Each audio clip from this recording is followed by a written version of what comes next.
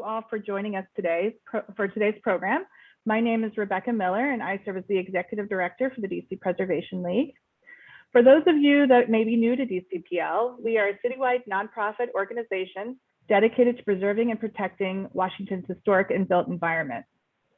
I'd like to take a moment to first acknowledge some of DCPL's top sponsors, whose annual financial support helps underwrite public programs like this one today. They are Denton's, Douglas Development, Antunovich Associates, Atlantic Refinishing and Restoration, Buyer Blinder Bell, Building Innovation Hub, EHT Traceries, and KCE Structural Engineers. Many thanks to you all for your dedication to historic preservation in DC. I also want to share some notes about how our program will work today. Please use the question and answer box found at the bottom of your screen to ask any questions. We will collect your questions and verbally ask them of our speakers after the presentation. For those of you joining us on Facebook Live, DCPL's Development Director, Kelly Knox, will be monitoring any questions you might have and will pass them along as well. With that, I'm so pleased to introduce you all to today's speakers. Loretta Neumann is a retired federal executive and historic preservationist, active in many national and local preservation organizations. A resident of Tacoma, DC, she is a co-founder of Historic Tacoma, Inc., successfully sought for designation of the Tacoma Historic District, and lobbied for DC's historic preservation law. She is co-founder and president of the Takoma Theatre Conservancy and co-founder and immediate past president of the Alliance of Preservation and Civil War Defenses of Washington. A former trustee of the Committee of 100 on the Federal City, Loretta was also spent 6 years as a member of the Board of Trustees for the DC Preservation League and served a term as its vice president. Jenna Jacobson is also joining us today, and she serves as the Director of Development at Rock Creek Property Group. In her role, she directs a broad range of development responsibilities, including strategic planning, design, entitlements, legal, community relations, project management, and marketing across the company's broad range of assets. She is involved in all phases of development from acquisition to sales and leasing. Prior to joining Rock Creek, Ms. Jacobson served as the development manager and general counsel to S2 Development, a DC-based multifamily developer. At S2, Ms. Jacobson's responsibilities included managing development projects, providing legal counsel, new deal sourcing, and marketing and press relations. Before working at S2, Ms. Jacobson was an attorney at the global law firm of Hogan Lovells. Prior to law school, she served as a management consultant at PricewaterhouseCoopers. Ms. Jacobson received her JD from Georgetown University Law Center and her bachelor's degree from Georgetown University. She is admitted to the District of Columbia and Maryland bars and is licensed as a real estate salesperson. Also joining us is architect Maria Casarella Aia, who is with Cunningham Quill Architects since 2004 and brings over 20 years of award-winning residential, institutional, and historic preservation experience to the firm. She takes a context-based and site-specific approach to architecture, promoting innovative design solutions that take into account the unique sensibilities of her clients and their projects. Ms. Cassarella is active in Washington, D.C.'s community and has been a board member of the Cleveland Park Historical Society. Ms. Cassarella was first appointed by Mayor Adrian Fenty to the District of Columbia Historic Preservation Review Board in 2008 and served as an appointed architect member until September of 2015. She has served as the chair of the Sustainability Committee of the Historic Preservation Review Board and led the entire effort to revise the DC Historic Preservation Guidelines to address sustainable building practices. She is a member of the DC Historical Society Advisory Committee and is an invited jury critic for Maryland Catholic University and Virginia Tech's architectural programs. She is currently a volunteer mentor for the DCAIA Washington Architectural Foundation's Design Like a Girl program. And with that, we thank you all for joining us today, and we will start off with Ms. Neumann. Well, thank you, Rebecca. I want to start with the historical context. Tacoma is at the apex of upper Northwest DC. You see the map. It straddles the line with Takoma Park, Maryland. It was founded in 1893 by a developer, B.F. Gilbert, along the B&O Railroad. It became the first railroad suburb of Washington, D.C. In 1922, community leaders formed the Takoma Theatre Corporation to create an entertainment house and community auditorium for the purpose of creating and fostering civic spirit. To design it, they chose Jenna Jacobson, a noted theater architect from Baltimore. Named the Takoma Theatre, it was one of the first neighborhood movie houses in Washington, D.C. In 1935, Warner Brothers bought the theater and operated it until 1971. It was then bought by William Wolowitz, a businessman and inventor. Programming included Spanish, East Indian, and soft pornographic films. In the late 1970s, Mr. Wolowitz leased it to KB Theaters, a local chain, which quickly lost interest after only a few shows. Enter the community. Several of us in Tacoma, DC, led by Rich Holtsager and Sarah Green, founded Neighborhood Films Association. We sublet the Tacoma Theater from KB and showed family and children films on weekends.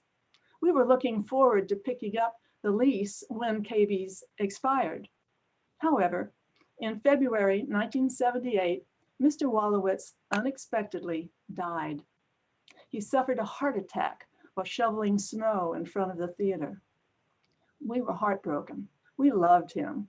He had liked us and trusted us. His heirs were less favorably inclined, and we were unsuccessful in negotiating a new lease with them. In 1979, the nonprofit Historic Tacoma was incorporated to preserve the heritage of both Tacoma, DC and Tacoma Park, Maryland. In 1983, the Tacoma Park DC Historic District was listed on the DC Inventory of Historic Sites and the National Register of Historic Places. This proved to be extremely important in later saving the Tacoma Theater. Also in 1983, Mr. Milton McGinty, a Black businessman and playwright, purchased the Tacoma Theater. He enlarged the stage for live performances and made other renovations. We were initially thrilled. The theater was not only saved, it was improved. The next year, in 1984, the nonprofit Tacoma Players was created. They performed plays by Mr. McGinty and other Black playwrights at the Tacoma Theater. Many of us attended the performances, but Mr. McGinty's plays were not well received by the critics or the community. In 1993, Mr. McGinty ended his agreement with Tacoma Players and rented the theater to various performers and on Sundays for church services. In 1996, comedian Chris Rock performed at the Tacoma Theater in his HBO comedy special, Bring the Pain. It won 2 Emmys and a Grammy Award and made Chris Rock one of the most popular comedians in the United States. But I understand that Mr. McGinty was not very happy with him. In 2002, with the theater largely dark, the community stepped in again. We formed the nonprofit Takoma Theater Arts Project, TTAP, which rented the theater month to month from Mr. McGinty. For about 2 years, TAP produced or arranged for a variety of programs, including a Halloween spectacular for kids, concerts by Catholic University and student orchestra, and plays with young performers. They also had many professional shows, including a wonderful performance of Ain't Misbehavin'. In early 2005, McGinty locked the doors and ended his arrangement with TTAP. He then announced his interest in selling the theater, and in 2006 applied for a permit to demolish it to construct an office building.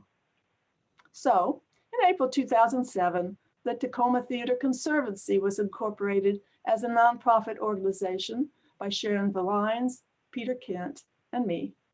Our goal was to save the theater from demolition and to acquire and revive it as a community cultural arts and education center. 1 month later, the DC Historic Preservation Review Board, HPRB, held a hearing on Mr. McGinty's raise application. They determined that the theater is a contributing resource in the Tacoma Historic District, and they denied the application.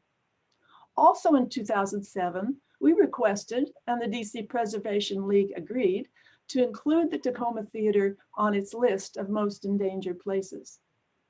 Then in 2008, the Takoma Theatre Conservancy received a $100,000 grant from the DC government to support our work, thanks to then Mayor Adrian Fenty and our Ward 4 Council member Muriel Bowser, the current mayor. We also received other grants from the National Trust for Historic Preservation, from the National Trust for Historic Preservation and the Tacoma Foundation. And we held many friend-raiser events to foster community support and raise additional funds. We used these monies to have marketing, feasibility, architectural, and financial studies conducted. We hired a professional assistant. We got designs developed for renovating the theater from 2 architectural firms and got cost estimates from a construction company. We also obtained pro bono help from Ed Demers' real estate company and Philip Ward, a lawyer with the prestigious Williams & Connolly law firm. In August 2009, Mr. McGinty applied to the DC Mayor's Agent for Historic Preservation for substantial demolition of the Tacoma Theater to construct a 43-unit apartment building. He would have saved only the front facade of this freestanding theater that can be seen from all 4 sides. A year later, in May 2010, the mayor's agent held a hearing on the application. We were ably, indeed brilliantly, represented, again pro bono, by the Williams & Connolly law firm. The mayor's agent subsequently denied Mr. McGinty's application, ruling that the owner had not satisfied the burden of proof that demolition would be in the public interest. Meanwhile, the Conservancy decided that if we couldn't put on programs inside the theater, we'd go outside and use other venues. Led by our board member, Steve Smith, we launched a series of artistic programs at neighborhood schools, including music, dance, and theater. These were extremely popular with the teachers as well as students. And we also did public programs at churches and rec centers with music and dancing and small performances. In 2011, the Conservancy won a competitive DC grant for $50,000 and received a $10,000 grant from Northgate Kiwanis to produce the opera, Let Freedom Sing, the story of Marion Anderson. It was composed by Bruce Adolph, and the libretto was written by Carolivia Heron, who is the vice president of the Conservancy. It was performed at the Tacoma Education Campus, Washington Ethical Society, and the Ark in Anacostia. But meanwhile, the McGinty family did not give up on their attempts to convert the theater to more lucrative purposes. On September 26, 2013, HPRB heard an application by McGinty Toppin Enterprises, led by McGinty's daughter, Lisa Toppin. They sought to turn the Tacoma Theater into 20 condominium units. They weren't seeking substantial demolition, but they were seeking some really awful changes to the outside. HPRB approved the application conceptually, but called for many revisions. The next day, September 27th, 2013, Mr. Milton McGinty died. Afterwards, the Conservancy unsuccessfully sought funding from the DC government to purchase and renovate it, and Lisa Toppin continued with her efforts. In 2015, Rock Creek Property Group purchased the theater and proposed to renovate it for commercial development. At our request, they were agreeable to trying to find a tenant who would use it for theater purposes. The Conservancy shared our information with them on potential performing arts organizations that we had identified in our initial studies. Rock Creek tried to market it for theater use, but there were no takers. Unfortunately, while DC is the second largest theater city in the country, that's by ticket sales and seats, all measures, next to New York, but there's a reason why ours are all run by nonprofits. They can't generate enough revenue to make a profit. And none of ours had the funds to actually take over the Tacoma Theater. And because Tacoma is a largely middle-class neighborhood, there were no wealthy angels to step forward and fund it. In 2016, HPRB held a hearing on Rock Creek's proposal and approved plans for its renovation and reuse of the Tacoma Theater, subject to further review. In January 2018, the DC Board of Zoning Adjustment, BZA, heard Rock Creek's application for a special exception to provide less than the required 50% of the ground floor for retail and service uses. The Conservancy testified in support of their plan. BZA approved the application with conditions, including a requirement for Rock Creek to work with the Conservancy to incorporate memorabilia from the Takoma Theatre, previous uses, such as movie posters, photographs, and playbills, into portions of the design inside as a museum exhibit. We have worked with Rock Creek's interior designers to develop appropriate displays. To summarize, I want to stress that while we lost in our efforts to revive the Takoma Theatre as a community cultural arts and education center, we feel the ending is successful. Thanks to Rock Creek Property Group of the Children's National Hospital, the theater is now home to pediatric care for children with special needs, a very worthy use. And at the same time, architect Maria Casarella has created a design that retains most of the external historic features that make the theater so beautiful. You will hear from her and Rock Creek's Jenna Jacobson about how they did their work and what they're doing. Our hope now is that since the COVID restrictions in DC have been relaxed, that we can have an open house and a major celebration of the new Tacoma Theater. It would be a fitting way to thank and memorialize those who worked so hard for so many years to save it. Last but not least, I want to thank the DC Preservation League and its Executive Director, Rebecca Miller, for the opportunity to tell our story. Thank you.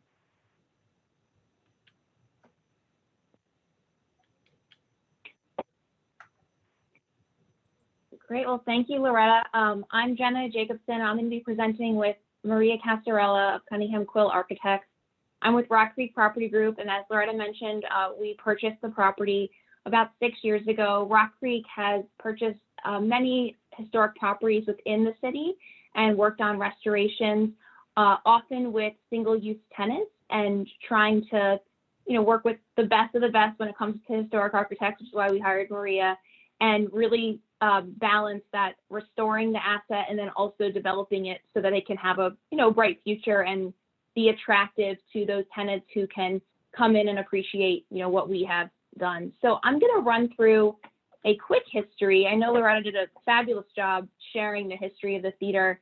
I just will share a few kind of fun facts, many of which we got in our meetings. We met extensively with the Conservancy and neighbors to really understand the history of the theater, to gather, I'd say, artifacts really from the theater and posters and photos and stories.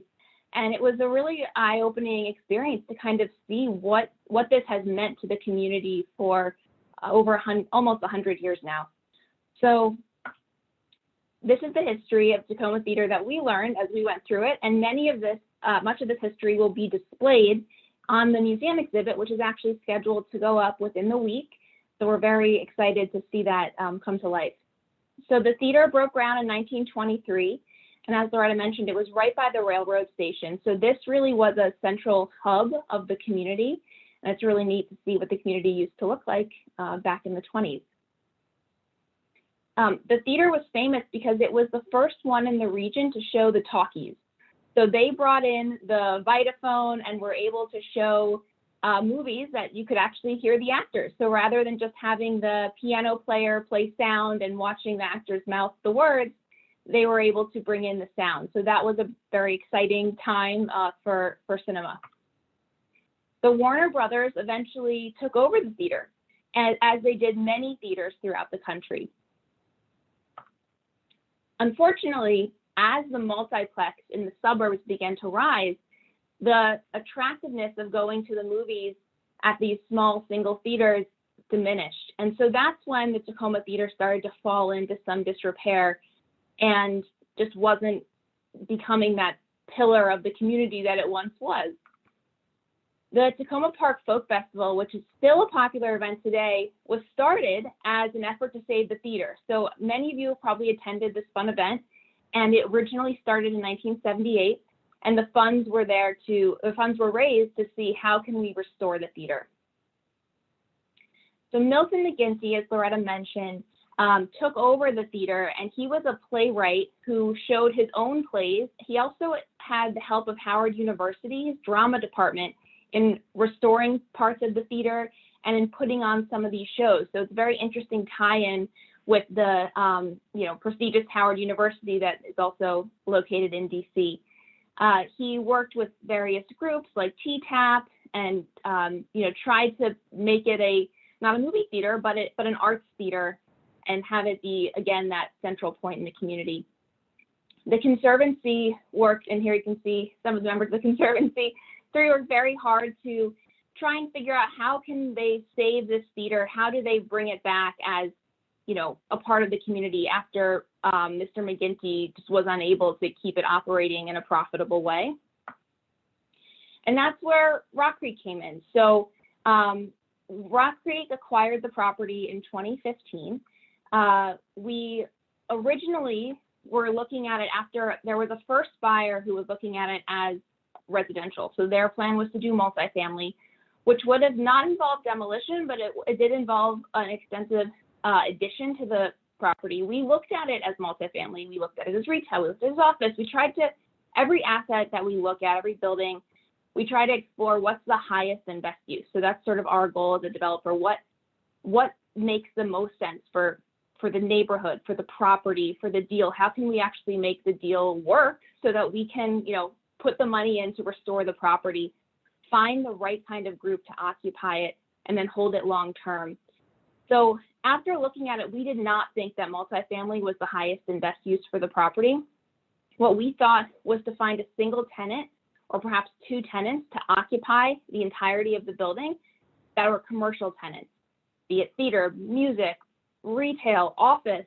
And we have a lot of experience with bringing in a single tenant to one property and have found that to be very successful. So we spoke with, I believe it was 78 different theater groups. We did dozens of tours trying to find someone who would take it, and whether it was the location or the cost or the parking, or they just didn't need the extra space, we weren't successful in finding that theater group. So we tried to pivot and think, okay, who else can we bring in here that would appreciate the fact that it's a theater, but maybe they aren't in the arts space? And so that eventually we found Children's National, which really appreciates the fact that it's a theater because their patients are all children. And so the whimsy and the kind of welcoming nature of a theater is very comforting to their patients who come here for care. So I'm going to turn it over to Maria, who is our incredibly skilled architect, who took the building from this, conceptualized it into this, and then you'll see at the end, if you haven't seen it in person, the photos of what her team was actually able to accomplish in highlighting the features that we loved, and then also trying to restore some of the ones that were unfortunately in disrepair. So Maria, I turn it over to you. Thanks, Jenna. Thanks, ladies. So as you heard Loretta so passionately speak and Jenna describe, it's clear that this structure is quite an anchor in the community for a long time. The fact that it was purpose-built to attract people to Takoma Park, a newly developing neighborhood, is so unique. And imagining that today, what type of amenity would attract people to a neighborhood? I'm not sure what the equivalent was, but what I like as the architect, the first step we do is look at the context. So if we could go to the next slide, Jenna. It's uniquely located in Tacoma at the edge of what is now retail, single-story retail, office, the edge of the commercial district of Takoma Park, and then what begins the residential part along 4th Street. So it's single-family houses. Right adjacent to the property is co-housing, which is a multi-family complex, but generally very low-scale buildings. And what's also unique about the structure is that it's freestanding. And those are the things that we take into account and became advantages when we were trying to figure out how to adaptively reuse the building, and then what was our strategy in terms of the design, in terms of preservation, in terms of repair and alterations. So in the site plan, we kept the original envelope intact. We didn't add, and then on the exterior, you'll see the series of alterations we did. So next slide. Here again is the context, and you can see that the single scale nature of the retail, these are small local owners, not big box stores that you might see in other places. So the character of the neighborhood is very much everyone knows each other and they support local retail. And as you heard again from Loretta and Jenna, everybody was invested in getting the right tenant for this place. As the architect, we take a look at the structure from its original design. Go ahead, that's fine. Next slide. And the first step is trying to understand what the character defining features are. This structure is a contributing structure, so it is not individually landmarked. And that means for the design team, when we can come in, there's a possibility of more openness to alteration and perhaps more variety of what we can do with the uses. Next slide. So in looking at what was there was a lot of investigation on our part to try to understand what was original fabric that could be restored in place, what was perhaps poor choices in alterations or attempts to restore what was there, and also what are really the features that give the characters the overall theater design. When looking at the building as a whole, it's really composed of two masses. The head house that has that fabulous marquee canopy, and then the auditorium space, which, and you can see in this elevation, the head house had nicer brick, nicer materials, nicer details. There was real thought to the proportions of the design. And then there's this abrupt change, as you can see here, to what the auditorium space using more utilitarian brick, and really didn't have very many windows or any openings along the side of it. So that in itself was a challenge in how we approached what the new use would be. And also we knew we had to work really closely with the community, with HBO, and how we could go about composing alterations along the auditorium space. So next slide. Again, just sort of defining what features, if any, were along the auditorium side. There was an existing roof material that was asphalt shingles that wasn't appropriate and not original. There was a little bit of brick detail along the side, but even on the opposite side, which faces the parking lot, there was nothing in the brick detailing that addressed the street. So next. So, and our job then is to do an inventory of what those elements that are to be preserved, and then what's going to be restored, what's going to be repaired, and what's going to be altered. So we juggle a lot of these things, and as we do discovery from the beginning through observation, through doing test pits and working with the contractor, we learn more and more about the building, and that's really kind of the story of its restoration. And here's, for example, the strategy for the front facade was we're going to restore it in place as much as possible. And this is typical of how we sort of come up with the inventory of what are the most important character defining features and what our strategy is for bringing them, revitalizing them. And here you can see the approach and what was ultimately the approved concept design on how we could add windows into that long auditorium facade. What was critical in order to get tenants was to add a floor into this auditorium space. And as Jenna described, the biggest challenge is when you don't know what the tenant is how you can strategically build out the space and allow, bring it up to code, bring it up to the latest green construction standards, but still not, and leave enough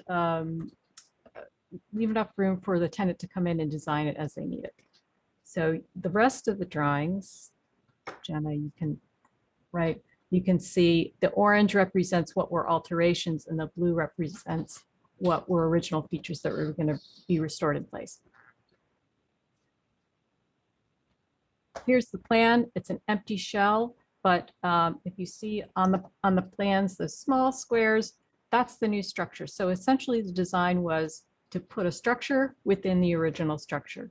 And the original structure is really kind of the hidden gem and what became an obstacle and also an incredible asset to the design in the end.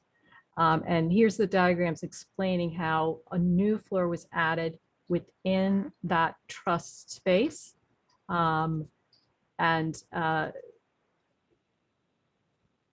how that we had to infill the floor of the auditorium space. And Maria, if I can just add, so because we opted not to do the addition, infilling the second floor was really critical to making the deal work financially. So what's so unique about theaters is they have these soaring ceiling heights. And so it allowed us to add significant additional square footage within the footprint of the building, which and for most tenants who are not art space, they don't need the 30+ foot ceilings. The ceilings are so tall in the theater that we, especially by exposing those existing trusses, we're able to get really generous ceiling heights on both floors while having that new slab put in to create these two separate spaces. Also, and so there you can see the exposed structure, original structure. As a standalone structure, it's incredibly wide. It's not a typical floor plate for office use. It did fit for housing, but that was determined not to be highest and best value, as Jenna described. So when we started, we knew we had these incredible gambrel trusses that we wanted to keep, and we wanted to show them off, keep them in place, expose them for the next use. Because it was freestanding, we were able to do that. We didn't have to fireproof the trusses and conceal them. So that immediately got us very excited on how to keep that open and for Rock Creek's team, how to find the right tenant that this would appreciate that type of space. As we investigated, as described, we're opening up ceilings, we're opening up floors, we're discovering all kinds of hidden issues with the building. The two storefronts that were there were in just huge disrepair. And also there was the building was heated with a steam tunnel that was below the slab.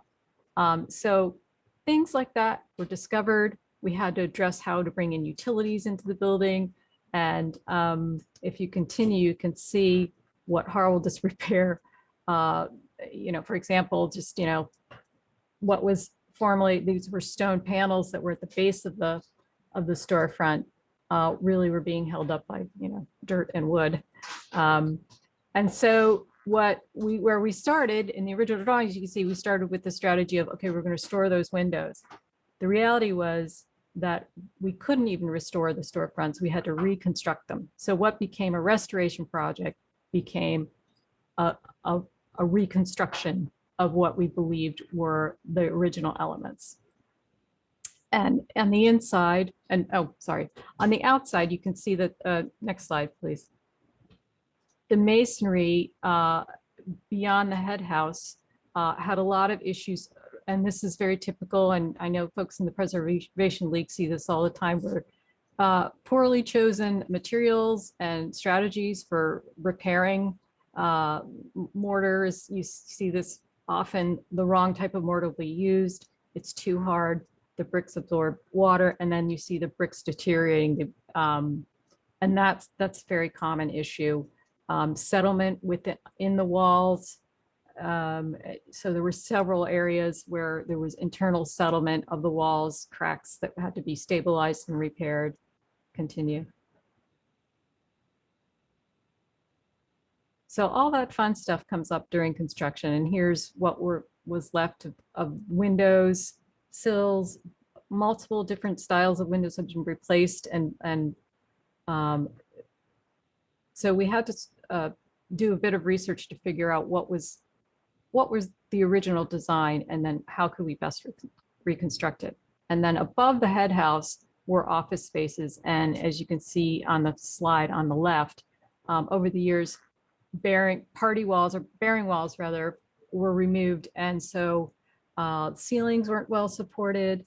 The floor had a lot of issues, and so on the right you can see how we came back and added new structure to stabilize the whole thing.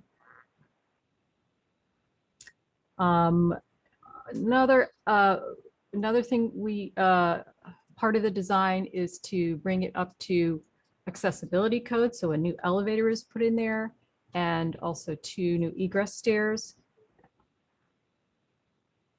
And then this was the hidden gem that we weren't expecting. Once the plaster was taken off the walls, we realized that there was these Warren trusses that were embedded in the walls. And that was, you can see that with the green spray marks, that was going to overlap right where we had all those beautiful windows planned. And so Rock Creek, given the team, Rock Creek, they didn't bat an eye, and they said, we're going to make that part of the design. So that became a real asset, and something I didn't quite expect for that reaction, but when you see the slides of how that turned out, to me, it's the most interesting aspect of the building to this date, because it really tells you the story of what the structure is from the street and from the inside. And so I believe this whole project was successful because that story is obvious to anyone using the building now. And so the rest of the slides just show the process of inserting that new floating floor and new floating structure, and what the walls were composed of. So really the whole process is one of continuing discovery, problem solving, getting everyone on board with the decisions, and always keeping our eyes on the prize of what is the character of this building. Are we enhancing it? Are we preserving it? We added a series of skylights down on the roof that were minimal profile to throw light in the center of that very wide floor plate. And there it is. I think this is over a year old. Now we have tenants in there, but that's the storefront and the windows restored. This is a nice shot of the side of the building showing where the windows were added. So kudos to Maria and her team. So I think they did a beautiful job striking that balance in the building. So I'm going to talk a bit about the entitlement process, which Loretta touched on. So entitlement, also known as the zoning process. So in this zone, we are required to make sure that anything we put in the building is a permitted use. But there's a secondary requirement that half of the first floor has to be a designated use. And the list of designated uses is much smaller than the list of permitted uses. So when we found Children's as a potential tenant, they were a permitted use, but not a designated use. And so we went to the community to try and figure out a solution that would allow us to bring Children's in, because it was not enough space for them to only have half of the first floor. For their programming to work, for the departments they were thinking they wanted to bring into the space, they really needed the majority of the first floor. And as we looked for tenants, and we looked for so many tenants who met the designated use, who could fill half of that first floor, we could not find anybody. We talked to the retailers, the arts tenants, anyone who met that requirement for designated use, and we were unsuccessful, and we really tried. So what we did is we worked with the community to find 2 designated use tenants that would occupy less than 50% of the first floor. But what it did is it opened up an opportunity for 2 local tenants who otherwise wouldn't have been able to be in the building because it would have been too much space for them, and it wouldn't have been something that they could afford or sustain based on their business model to come in. So the first was Lost Sock Roasters, and I don't know if anyone has visited yet. They've been open for a few months. They have a line down the block on certain days. It's phenomenal. It's their first retail location. They were a commercial distributor of coffee beans around the city, and now they have their own place. They sell empanadas and pastries and coffee beans, and they're fabulous, and I definitely recommend it. The other is a retailer called Turning Natural, and I have some photos at the end of the presentation I can share with you. So Turning Natural is a juice bar that was started by an actual rocket scientist, an aeronautical engineer who once her mother fell ill from cancer, really got into learning about healthy eating and how that affects your body. And so she left her career and pursued opening juice bars. And now with every storefront that she opens, she always hires kids from the community who are local to the neighborhood to work there and put them in a training program so they can learn hospitality and learn new skills. So it's a really great resource to the neighborhood, and they actually just opened a couple weeks ago. So again, a little plug for our 2 retailers there who we're very proud to have there, and who I think are able to benefit from the fact that they have a built-in crowd from children. So as parents drop off their kids for appointments, then they can sit in the juice bar, the coffee shop, and grab lunch, and then the community, which has been really supportive of these tenants. So this leads us into the future, which is what it is now. So we're thrilled when Children's decided that this was a good spot for them, both its proximity to Walter Reed, where they have a brand new campus, the fact that it is a theater, and they felt like that was really conducive to children's healing, because this is a pediatric neurology and behavioral health center. So a lot of the design inside is kept in mind for children with different needs, be it autism or hearing, where everything is designed in a way that's very sensitive to them. So not too overwhelming, but also very welcoming. And they found that the theater really struck that balance. So here's another photo of the front, the final product. And here's what it looks like inside now. So it's absolutely beautiful. You can see it has that kind of welcoming feel, but also, you know, not too busy, not too much. And here you can see some of the exposed steel trusses that Maria was talking about earlier. They left the ceiling open in this area and then did a drop ceiling in the conference room so that you could really see what that height is like. And it was a complicated piece to be able, on the interior side, keep the trusses exposed and not have sound issues. So they did a lot of interesting sound engineering to not have too much sound transmit from room to room, even though there are openings like this throughout the space. Here you can see the openings with the skylight. A few other pictures. And this is a great before and after. Maria, I don't know if you wanted to chime in here about, you know, the transformation. I think you said it all. Okay, great. Yeah, so you can see what the skylight looked like as we were starting to expose it, and then what it looks like as a finished product in a finished office space. Here you can see some of the wood trusses that were maintained, which I think is really neat. We didn't know if Children's would keep these open or drop them, but they decided to keep them open in certain spaces with some very creative sound engineering.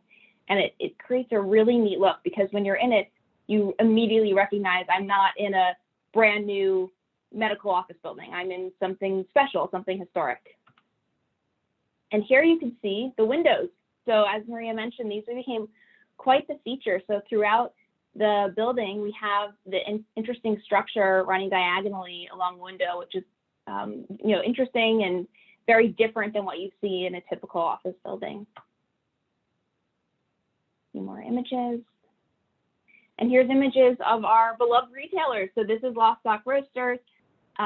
If you were to walk by there today, you'd see lots of outdoor seating, people hanging out. It's definitely become a hub for the community. And this is the interior of Lost Sock Roasters. So they also kept the portion of the ceiling exposed.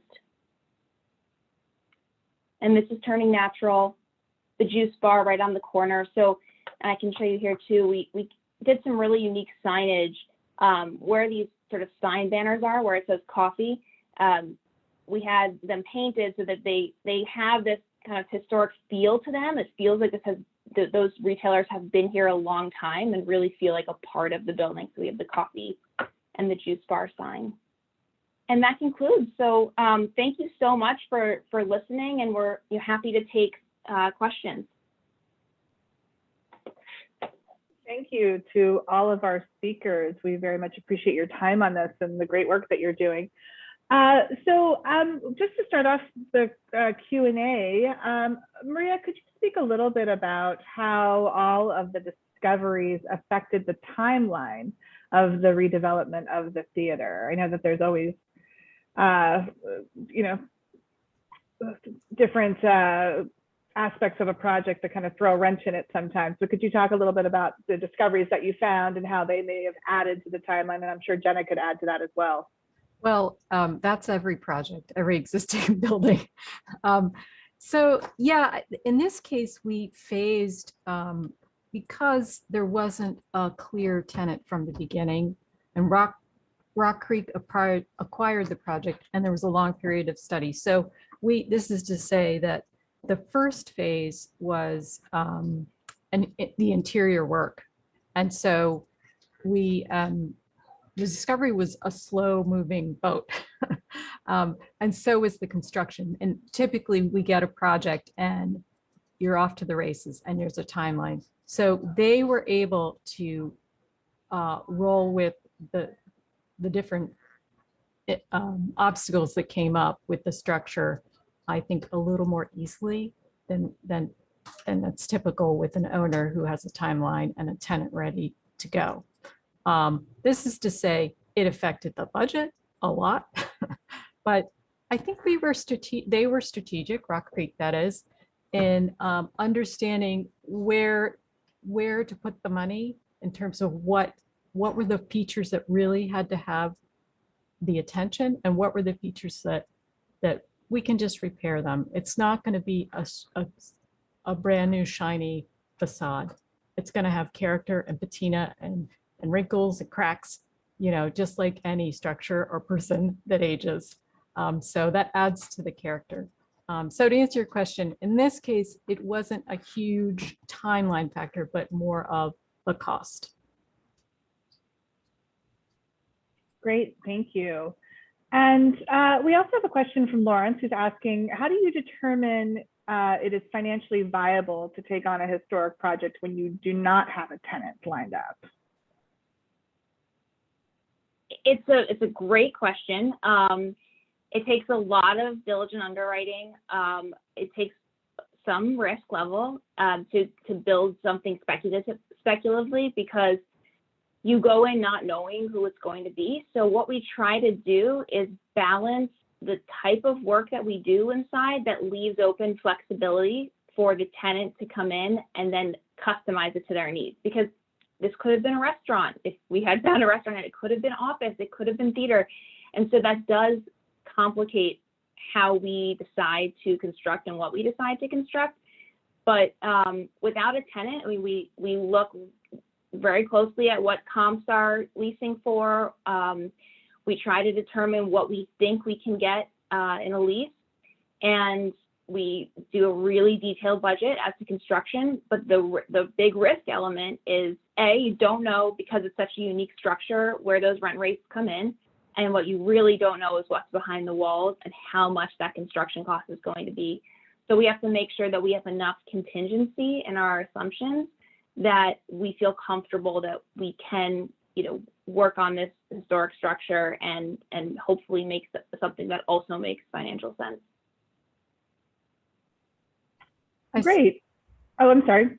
No, I see a question about the bricks and mortar. So yes, we did end up replacing a lot of the bricks that were deteriorating and toothing in bricks, and we had to source them from a place in Baltimore, in this case, that had something fairly close to the match. And that's something we end up doing a lot, is like sourcing bricks that have been removed from other historic structures. So that was, again, adding to the cost of the unknowns. Great. And we do have a question about accessibility, and that since this is a space for children's hospital, so could you talk a little bit about the accessibility to the space, and was this considered from day one? And my understanding is that there's a step to get into the retail spaces. And so how was this planning for accessibility to this particular space and the building thought out, and how will it be going forward? So definitely for the major tenant, and we were lucky in that the theater was really at grade and that wasn't an issue. Even the new entry was not an issue. But with the retail spaces, it was a step up, and there was not the public space, the property line is right at the face of the building. So I believe that it doesn't meet the criteria of the ADA criteria, but with historic structures, there are exceptions for that. And there wasn't a lot of opportunity to alter that condition and without having to go right into public space. That comes up a lot when you're working with an existing building. Great. And then there was there's a question from Charlie who's asking, were you able to save the ornate dome that he recalls that was in the balcony? No. Are you off? No. Okay. So yeah, that was a beautiful hung plaster ceiling, and it was hung off of the trusses, but no, we couldn't. And I know, and that was something we really had to mourn its absence. But we wouldn't have been able to have a tenant with it completely covered, and that's what where the skylight came in. So we like to think we added some interest to the ceiling, even though it wasn't part of that original dome structure. Great, thank you. And then we have a question from Horace who's asking, so from a tenant perspective, it's not fully leased at this point. Is that correct, Jenna? It is fully leased. Oh, it is fully leased. Okay. Because there was a question about retaining it as I'm sorry, fully as a retail business and not a theater. So what was the question? Is it the goal to make it a retail business entirely and not a theater? Oh, yes. So Children's is occupying the whole building outside of the two retailers. So yeah, so it's completely leased. Great. And then a question from Wendy is, how has the response been from the residents in Tacoma, and how has the impact been for the community on this building with the redevelopment of this building? I think Loretta should probably speak to that. And from my personal observations of visiting, it seems like people have been really excited, and it's been drawing down residents down the corridor, which I think has been really great for the retailers, like the donut shop that's there and the 4th Street Market along the corridor. But I'd love to hear from Loretta, who lives in the neighborhood, what it's been like.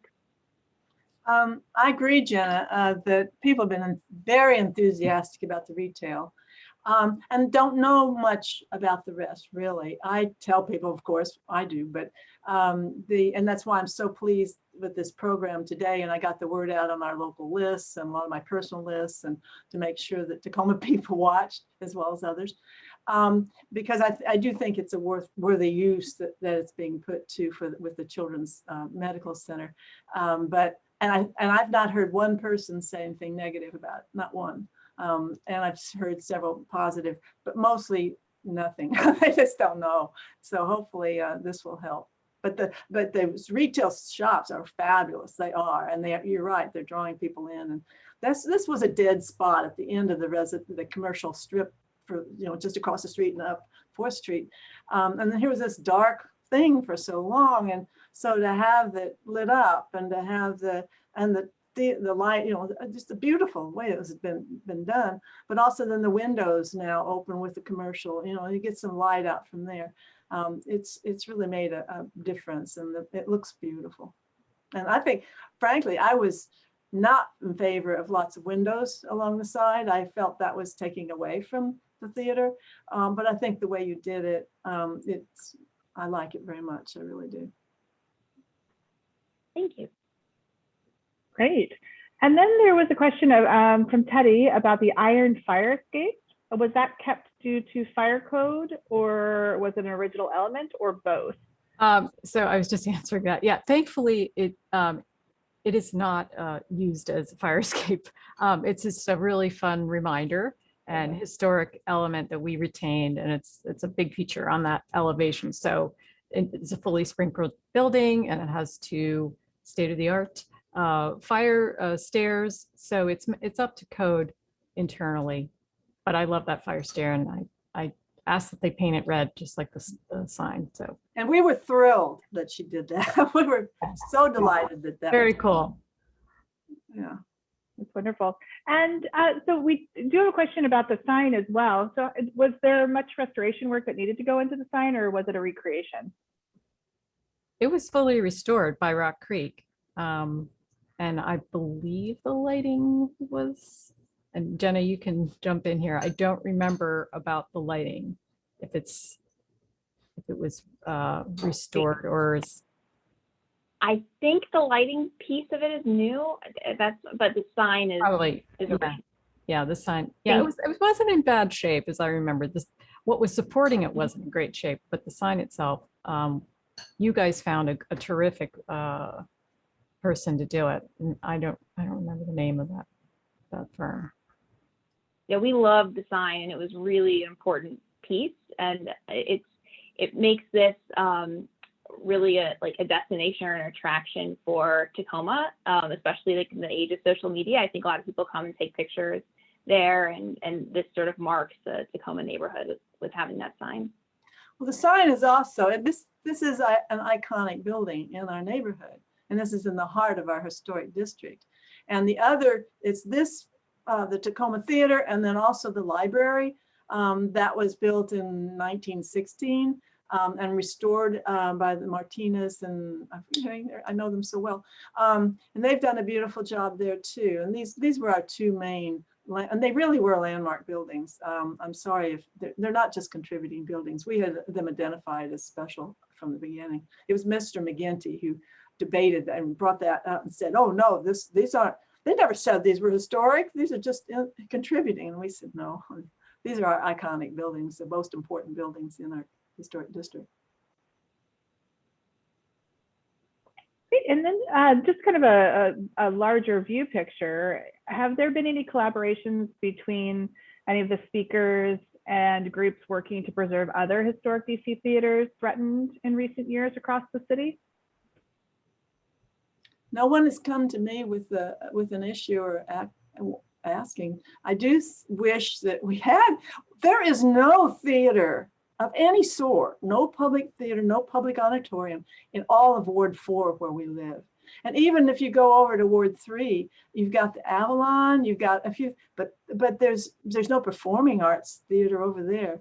I mean, the city is kind of, while we're the second largest in New York in theaters, we just don't have them out in the communities, and it's just sad, because when this was operated by TTAP, I loved it. I could just walk down and go listen to the music or see a play or do something. So, you know, my belief as a preservationist is the best use of a building to save a historic building is the same or similar use, and that would have been, you know, our community cultural arts and education center would have been that. That said, my next one is, if you can't do that, then you find a public use that doesn't require destroying the historic integrity of the building, and also has a worthy cause. And I do feel that what has happened here is a worthy cause, and I do support it. I think as someone mentioned in the chat, all eyes are now on the Uptown Theater in Cleveland Park. So it'll be interesting to see if how that gets retained or restored or reused. These buildings are really challenging for an alternate use. So I don't know. The Uptown Theater, there is currently a pending landmark nomination on the Uptown. It is currently a contributing structure to the Cleveland Park Historic District, but there is a pending landmark nomination that was co-sponsored by the Preservation League and the CPHS. So we are looking forward to that hearing coming up, hopefully in the fall as well. Just a few more. Oh, there is a question about what was the final cost of the rehab and renovation of the Tacoma?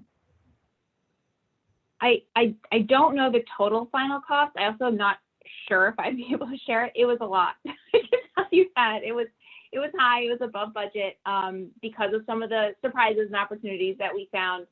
And I will also add, in response to the last question, with an audience like this who probably knows about a lot of very interesting historic properties in the city, we're always interested in doing more projects like this in the future. So if you think of things, or feel free to reach out to me. And my email address is on the Rock Creek website. And I personally love doing the historic projects. I think they're really exciting. And I recently moved to Maryland, but I lived in DC for a very long time, and I have a deep appreciation for these type of properties. And I think it gives the city a lot of character. So love to work on them.